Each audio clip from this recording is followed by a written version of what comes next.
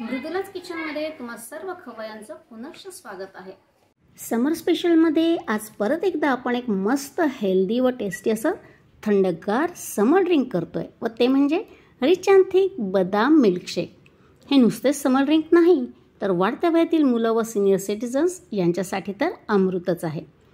ठेल्यावरील भेसळयुक्त मिल्कशेकपेक्षा घरी केलेले बदाम मिल्कशेक एकतर शुद्ध असते व स्वस्तही पडते। तेव्हा चला आपल्या आजच्या रेसिपीला सुरुवात करूयात। आपण या कढईमध्ये 1 लिटर फुल फॅट दूध उकळायला ठेवलेलं आहे। आपल्याला 4-5 मिनिटं छान उकळून घ्यायचं आहे। बासुंदीसारखं दाट नाही करायचं, पण थोडंसं आपण उकळून घेऊया। आणि ही जी कडेला साय जमते ना असं खरवड, ते देखील आपण मधून मधून काढून दुधातच मिसळत आहोत। बरं, दूध उकळत आहे त्यामध्ये आपण थोड्याशा केशराच्या काड्या घालूयात म्हणजे दुधाला छान रंग येईल। बरं, याच्यातलं दूध थोडं तापल्यावरती मी 2 बोलमध्ये एक पळी असं दूध काढून घेतलंय आणि थोडंसं गार करायला ठेवलेलं आहे। चला एकीकडे दूध उकळू देऊया। आता आपण बाजूला ठेवलेलं गार दुधाचं काय केलं ते दाखवते। मी 20 बदाम 2 तास गरम पाण्यामध्ये भिजत घातले होते आणि भिजल्यानंतर मी त्यांची स्किन काढून घेतली, म्हणजे सालं काढून घेतलेली आहे। आता आपल्याला मिक्सरमध्ये याची रवाळ पेस्ट करायची आहे। तर हे बदाम आपण मिक्सरमध्ये घालूया आणि एका बोलमध्ये आपण जे वाटीभर दूध काढले ना ते घालून आपण याची छान पेस्ट बनवून घेऊयात। पण अगदी पेस्ट गुळगुळीत नाही तर कशी बनवायची आपल्याला, रवाळ अशी। हे बघा, आपण बदामाची अशी पेस्ट करून घेतलेली आहे रवाळ। हे बघा, तुम्हाला त्याच्यातले दाणे दाणे दिसत असतील, बरोबर। आणि याच्यात एखाद दुसरा तुकडा राहिला बारीक व्हायचा तरी हरकत नाही, कारण आपण असंही यामध्ये थोडेसे बदाम आणि काजूचे काप घालणार आहोत। ठीक आहे, आता आपण हे एका बोलमध्ये काढून घेऊयात। आपण आणखीन पळीवर दूध एका दुसऱ्या बोलमध्ये काढलं होतं। आता ते दूध गार झालंय तर त्यामध्ये आपण 1 टेबलस्पून व्हॅनिला कस्टर्ड पावडर घालतोय बरं का। आपल्याला 1 लिटर दुधाला एवढं कस्टर्ड पावडर पुरेल, कारण आपल्याला मिल्कशेक बनवायचा आहे, पुडिंग नाही, हो की नाही।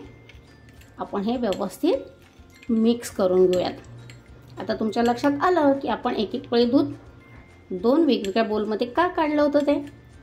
पण लक्षात घ्यायचं की कस्टर्ड पावडर मिक्स करत असताना दूध छान गार पाहिजे बरं का।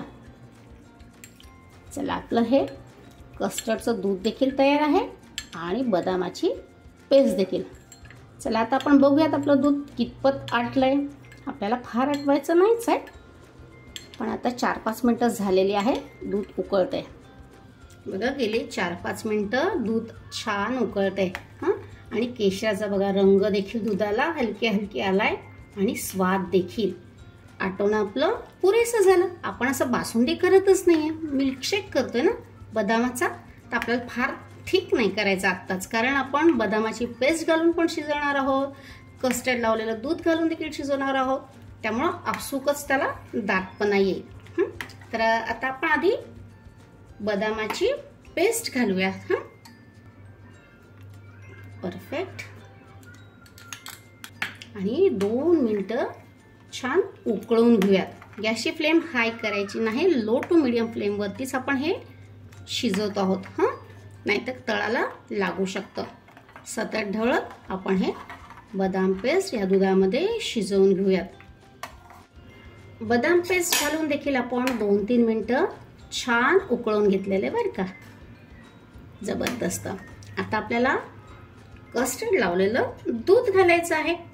बरं, आपण जे मिक्स केलं ना परत एकदा असं छान ढवळून घ्यायचं बरं का, खाली तळाशी ते पावडर राहतो बघा। अशा पद्धतीने व्यवस्थित मिक्स करून घ्यायचं आणि आता आपण थोडं हे कस्टर्डचं दूध आपल्या दुधात घालायचं आणि एका बाजूने असं ढवळायचं। नसता काय होतं, गोळे होऊ शकतात ना, म्हणून सतत ढवळत राहायचं बघा। थोडंसं घालायचं, मिक्स करायचं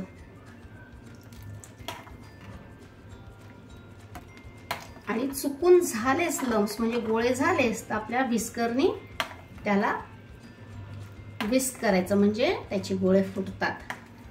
परफेक्ट, आपल्या याच्यात काही असं झालेलं नाही। आता आपण हे कस्टर्ड देखील छान शिजवून घेणार आहोत। 3-4 मिनिटं हां, पण लो टू मीडियम फ्लेमवरती. आणि आपण असं सारखा चमचा देखील ढवळत राहणार आहोत म्हणजे तळाला लागू नये. तुम्ही यामध्ये कुठल्याही फ्लेवरचं कस्टर्ड पावडर घालू शकता, पण शक्यतो बदाम मिल्कशेक जेव्हा आपण करतो ना तेव्हा व्हॅनिला फ्लेवरचं कस्टर्ड पावडर वापरावं. असा एक परफेक्ट त्याचा ब्लेंड येतो, मस्त वाटतं ते. म्हणजे असं कॉम्बिनेशन खूप भारी आहे, बदाम मिल्कशेक विथ व्हॅनिला कस्टर्ड. बघा हळूहळू दुधाला अजून दाटपणा येतोय बरं का. चला शिजून घेऊयात आपण थोडंसं आणि मग त्यानंतर आपण यामध्ये साखर घालणार आहोत. हां, तुम्ही गूळ देखील घालू शकता, पण गुळाने कलरही थोडासा डिफरंट येतो आणि चव देखील, आणि कधी कधी दूध नासण्याचं म्हणजे फुटण्याची देखील शक्यता असते. त्यामुळे याच्यामध्ये तुम्ही आवर्जून साखर घाला. हां, यात थोडंसं व्हरायटी म्हणजे तुम्ही कल्पी साखर म्हणजे त्याला आपण खडी साखर मिश्री म्हणतो ना, ती देखील तुम्ही घालू शकता. बरं, पावडर शुगर घालायची म्हणजे पिठी साखर घालायची अशी गरज नाही, जाड साखर देखील आपण यामध्ये घालू शकतो. उकळत्या दुधामध्ये ती पटकन विरघळते. बघा कस्टर्डचं दूध घातल्यानंतरही आपण 3-4 मिनिटं शिजवून घेतलेलं आहे. बघा दुधाला छान दाटपणा आलेला आहे आणि जेव्हा हा मिल्कशेक गार होईल तेव्हा तो अजून थिक होईल. त्यामुळं 1 लिटर दुधासाठी 1 टेबलस्पून कस्टर्ड पावडर अगदी इनफ आहे. मी हे मेजरमेंट जे तुम्हाला सांगितलं ना अगदी परफेक्ट आहे. 20 बदाम, 1 टेबलस्पून कस्टर्ड पावडर आणि 1 लिटर दूध, अगदी परफेक्ट. आता आपल्याला यामध्ये साखर घालायची आहे. आता मी सुरुवातीला 5 टेबलस्पून साखर घेतलेली आहे. आपण तेवढी साखर घालूयात आणि टेस्ट पाहूयात. हां, गरज वाटली तरच आपण एखादा चमचा वाढवू शकतो साखर, पण मिल्कशेक फार गोड नाही करायचं बरं का, जरा मीडियम स्वीट बरा वाटतो. चला आपण साखर घालूयात, पण ती एकदम घालायची नाही. थोडी साखर घालायची, ती जरा विरघळू द्यायची आणि मग साखरेची पुढची बॅच घालायची.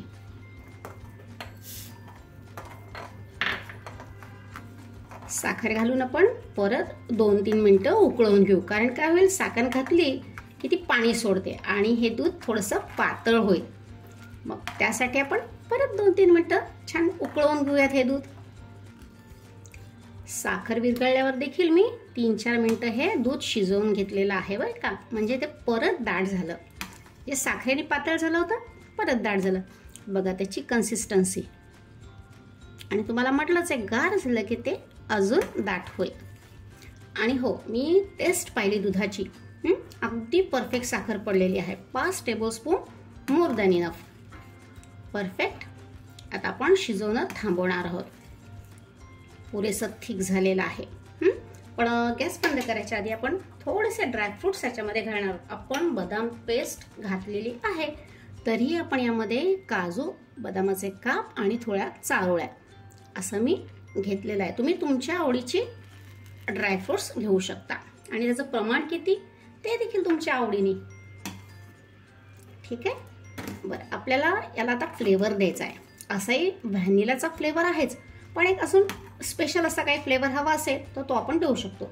मी वेलची पावडर घालते. याऐवजी तुम्ही थोडंसं हे दूध गार झाल्यावरती केवडा वॉटर किंवा रोज वॉटर ते देखील घालू शकता, पण मला यामध्ये वेलचीचा स्वाद आवडतो म्हणून मी 4-5 वेलची बारीक कुटून घेतलेल्या आहे.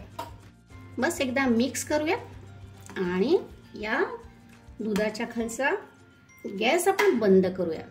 आता मी हे दूध एका दुसऱ्या पॉटमध्ये काढते आणि रूम टेम्परेचरला येऊ देते. रूम टेम्परेचरला आलं की त्यानंतर आपण फ्रीजमध्ये ठेवणार आहोत. लक्षात घ्या, आपण फ्रीजमध्ये ठेवणार आहोत, फ्रीझरमध्ये नाही. 3 ते 4 तास हे दूध छान चिल्ड होऊ देऊयात आणि मगच सर्व करूयात. हे बघा, बदाम मिल्कशेक आपण 2-3 तास फ्रीजमध्ये छान गार करून घेतला आहे, चिल्ड करून घेतलेला आहे. आणि आता कन्सिस्टन्सी बघा, अजूनच दाट झालेला आहे. आपल्याला इतपतच दाट हवा आहे बरं का. आपण हा पिणार आहोत, पुडिंगसारखं खाणार नाही, त्यामुळं कन्सिस्टन्सी अगदी परफेक्ट आलेली आहे. तर चला आता आपण सर्व करून घेऊयात.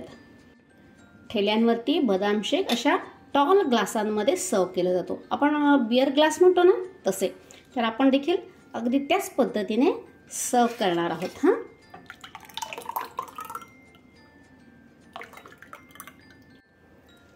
वरती परत आपण थोडेसे बदाम फ्लेक्स, थोडेसे काजूचे फ्लेक्स, म्हणजे आपण पातळ काप काढलेत ना म्हणून मी फ्लेक्स म्हणते असे, आणि थोडे पिस्त्याचे काप, थोड्याशा केशर काड्या देखील आपण गार्निश म्हणून घालूयात. हां, तुम्हाला हवं तर तुम्ही तुटी फ्रुटी देखील घालू शकता. मी फक्त एक चेरी ठेवणार आहे. जबरदस्त बघा, ठेल्यावर मिळतो अगदी तसाच दिसतोय की नाही. आपण बदाम मिल्कशेक सर्व केला, गार्निश केलं. आता काय काम उरलं? अतिशय महत्त्वाचं काम, ते म्हणजे टेस्टिंग. चला टेस्ट करूयात आपण.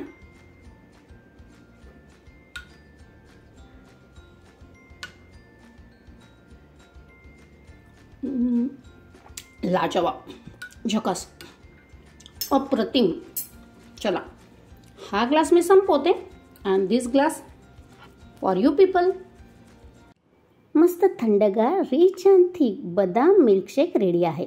बदाम हा बलवर्धक, बुद्धिवर्धक व शक्तिवर्धक असल्याने हा बदाम मिल्कशेक सर्वांसाठी खूपच लाभदायक ठरतो. आज आपण समर स्पेशल ड्रिंक म्हणून केला आहे, पण इतर वेळीही ठेल्यावरील किंवा मार्केटमधील रेडीमेड ड्रिंक्स टाळा व हे इम्युनिटी बूस्टर बदाम मिल्कशेक घरीच बनवा आणि परिवारासोबत एन्जॉय करा. चला परत भेटूत अशीच छानशी रेसिपी घेऊन. तोपर्यंत खूप खूप धन्यवाद.